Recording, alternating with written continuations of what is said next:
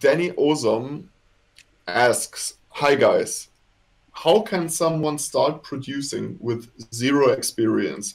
What requirements are needed in hardware and software?" So what we are going to do now is Can like we're I going, answer? yeah, Can we I answer? no. Obviously, everybody will answer. We always do when there is a question. Our mode of play is we start at some point and then we go counterclockwise or clockwise in the round. So everybody has a chance to say what he has to say about that if he wants to. And this time we're going to start with Alfie, and then we're going to Ilya, and then I'm going to be last. So in this case, the most important thing, in my opinion, is two things, and that's in parallel. The first is the knowledge that's required for you to know how you can make your music and how you can arrange things and how you can design your sounds. This is the first thing. You have to know the scales, for example, to know you didn't use offbeat notes, for example. But in the parallel, you need to know how your DAW work, how your techniques in your genre works, and these are two different categories. From the Yeah, person okay. who just started or just want to start it without any knowledge, I really prefer to learn the very fundamentals of music.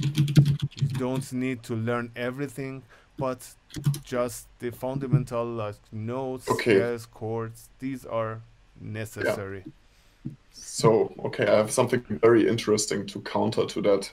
Um, Ilya, what are you Oh, saying? Yeah. So maybe again, I'm putting out a question. How can someone start producing with zero experience? What requirements are needed in hardware and software?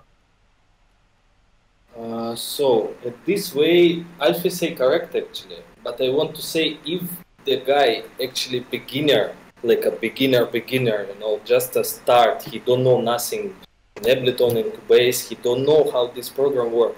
First, what I get, this guy need to listen music which he like first. He need to Okay. analyze it because Yeah, I think he just does. imagine you're a beginner. What you need to see? You need to see how Yeah. looks the track, how the sounding the track, Okay. which I which believe idea. I think the question is basically asked from a position from somebody who listened already a lot because his name is Danny Ozom. So I think that he is a hard. Ah, That's just my okay, hunch. okay. So Yes, yes, yes. I get.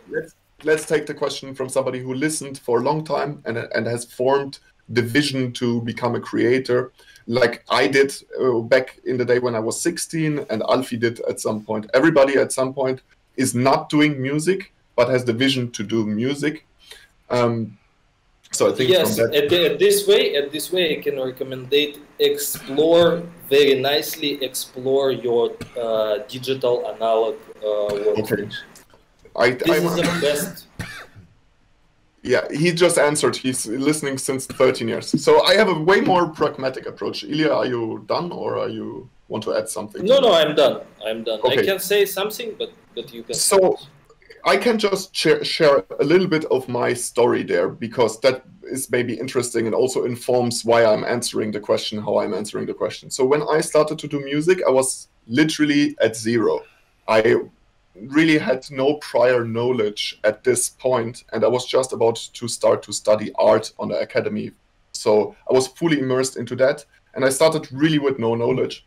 And I was really taking a long time until I learned what scales are, what chords are, what intervals are. I was already an internationally booked artist at the moment when I was really learning that, and I was absolutely perfectly using those scales already. I just couldn't name them.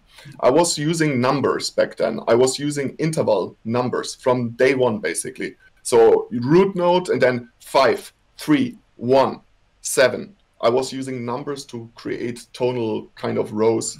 And you don't need to be able to talk about that. I see music theory, for example, mainly as a tool to talk about musical things that are happening and can be described in music theoretical languages, and less than a set of rules that is confining me and binding me.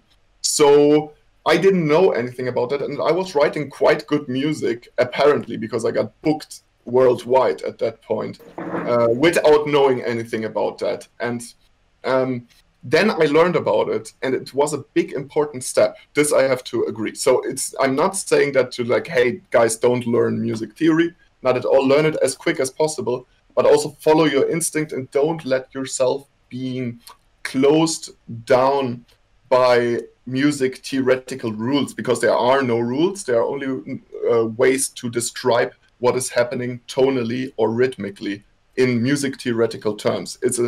It's a symbol language that we agreed on that is perfectly suited for us to talk about that. So we have, for example, Alfie from Iran, and you are from Russia, and I'm from Germany, and this language is universal. Everybody agreed on this symbolic language that is music theory, and this is where it really comes in.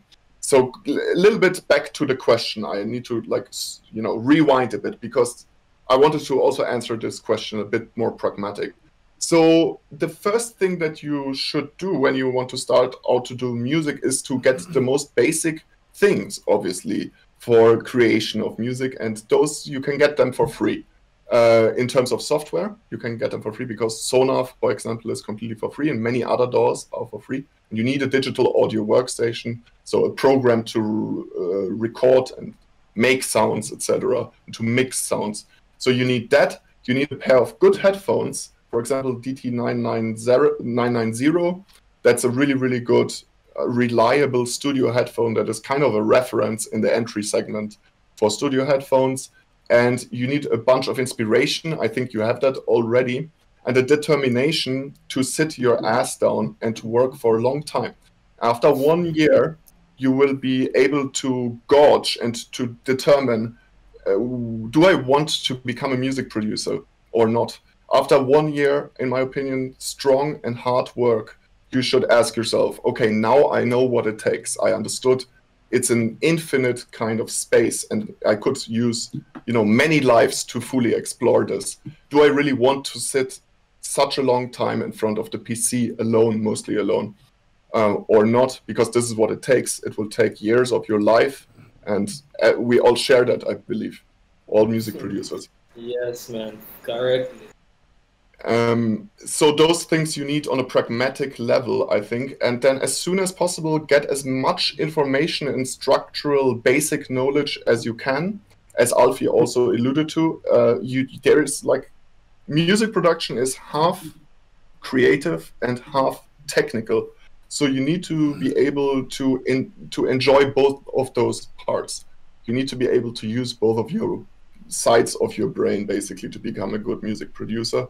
But you need external knowledge. You need to read. That's very important. I think also for my development, it was important that I started to read a book about the virus, about synthesis, and that gave me a lot of understanding about. And also, I started to read the books about physics of sound. It's given me too much understanding how works the sound. Is it because because sound is actually according to the physics? Absolutely. Yeah, and it's given me really nice understanding of the process, how the sound works. And it's not only about synthesizer, actually. Comment about the sound, about how it works in space. And it's but it's more, I think it's more deep knowledge, about this. Just guy need to be first introduced by technically in the DAW, Yeah. So there are obviously really, really good videos online, and you need to be very careful with what to watch in that regard, in my opinion. Yes, exactly. Because a lot of it is actually kind of questionable. Alfie is currently working on a fantastic foundations course that is super amazing quality, didactically sorted out, and he has a lot of material from his teachings on the university, and it's really, really good stuff that is especially tailored towards beginners. So guys, soon there will be the full course online, or we're starting to release the course online. You will have like written material, you will have a full curriculum of video lessons for people that really want to learn the absolute foundations about sounds that are valid for all music genres, for example. Those basic Exactly. things, how waveforms work, how synthesis works on the very foundational level, that is working the same. Doesn't matter what you do, basically. So I'm looking forward for that, and that's on instinctlearning.com, instinct-learning.com. I have to quickly plug that here. You can check that out there. We have more questions, guys, if you